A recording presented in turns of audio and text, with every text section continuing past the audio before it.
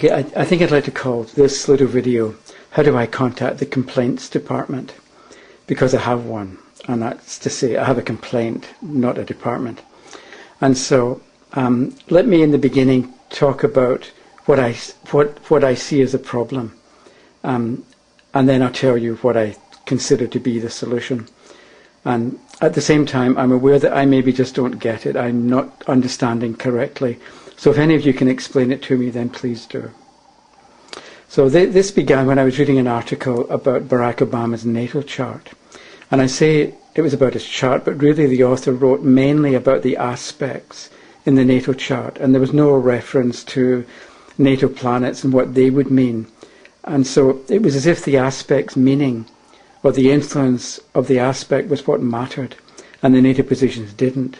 And I think this misses the point a lot. And so this was written by somebody who's put together an astrology course that she sells for $2,500.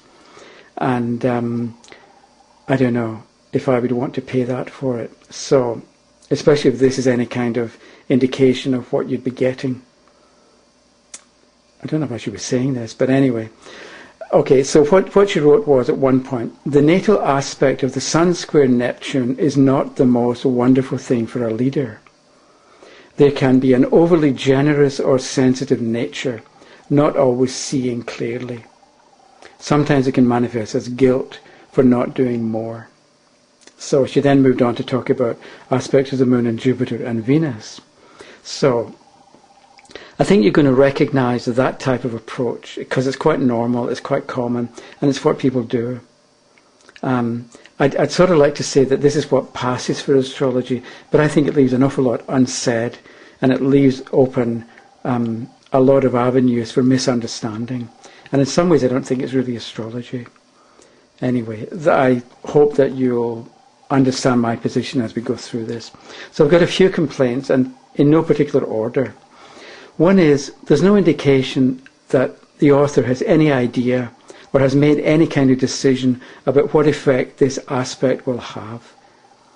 Okay, so we know that Obama was born with the Sun square Neptune, but is this aspect stronger in childhood and it gets weaker as you get older and become wiser? Because if you have this aspect, it can be confusing as a child, but presumably with experience and with first-hand knowledge and with practice, you can maybe get the hang of it so that you're not as subject to its negative impact, we could say.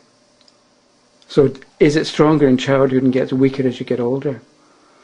And also, it's a square, and that's considered to be a negative aspect.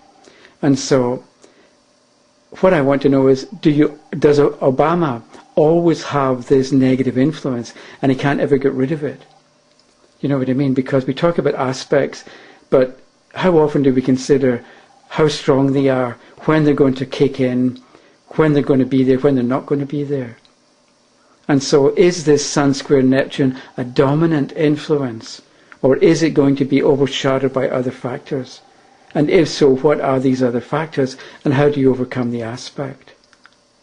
Like, there's all these questions, I think, that should be asked, but the author doesn't do any of that. She just talks about the Sun square Neptune, and then moves on to something else, as if it's written in stone, and that's what's going to happen to you to some extent, or to a large extent, as long as you've got that particular aspect. So she says that that's one type of critique. There's a couple of other points about the actual meaning of the aspect, because she says that the square is negative, so it's not something you want in a leader. And assuming that the Sun square Neptune actually means what she says, what's wrong with being overly generous? Because if you think about it, do we not get back what we give out, like in life?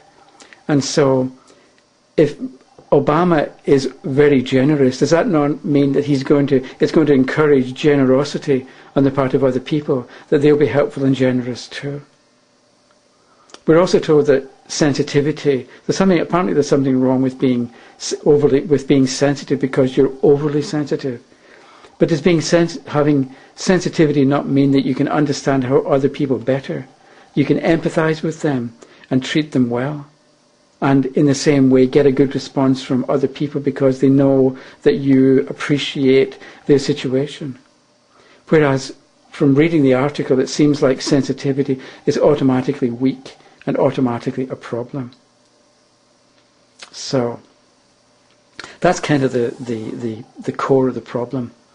But the thing is, how does this aspect apply to this particular individual, to Obama? Because not everybody, let's say you get 50 people with the Sun square Neptune, they're not all going to experience the aspect in the same way. They're not all going to react to the same aspect in the same way. But there's no appreciation for this shown in the article. We're also told that Obama doesn't always see clearly. And I thought, everybody who's ever lived on this planet has had periods of not seeing clearly. And you have as well, even if you don't have anything remotely like the Sun square Neptune. And I find this approach very unsatisfactory because it's vague and general. And then I read this kind of stuff and I'm not surprised that astrology has a bad reputation and is not taken seriously. There was that video you can find on the internet where this fellow gets a dozen people and they fill out their birth data and so on, and then they're given a chart analysis and everybody reads it and they're all really impressed. But the thing is, you get a dozen different people born in different days and different months and different years. They're all given the same analysis. And so they read themselves into it and think it's a really good analysis. And this apparently disproves astrology. It doesn't, but I can understand how that kind of thing works when you read that statements like Barack doesn't always see clearly. So